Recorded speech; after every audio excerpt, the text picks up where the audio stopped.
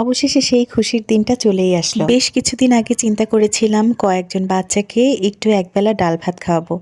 তো সেটা করছি করে আর করা হচ্ছিল না। লাস্টলি গতকালকে সেটা করেছি আলহামদুলিল্লাহ। তো তার জন্য আয়োজন চলছিল। আমরা প্রথমে মাংসটা ম্যারিনেট করে রেখেছি।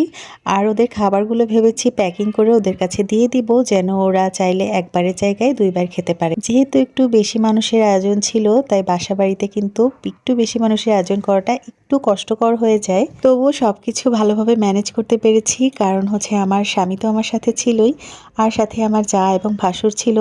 আমরা ৪ জনে মিলে প্রায় ৩৫-৩৬ জনের খাবারের আয়োজন করেছিলাম। সবকিছু খুব ভালোভাবেই হয়ে গেছে। তারপরে এভাবে বক্সে ভরে নিয়েছি খাবারগুলো। আর এখানে সাথে একটা মোজও দিয়ে দিয়েছি।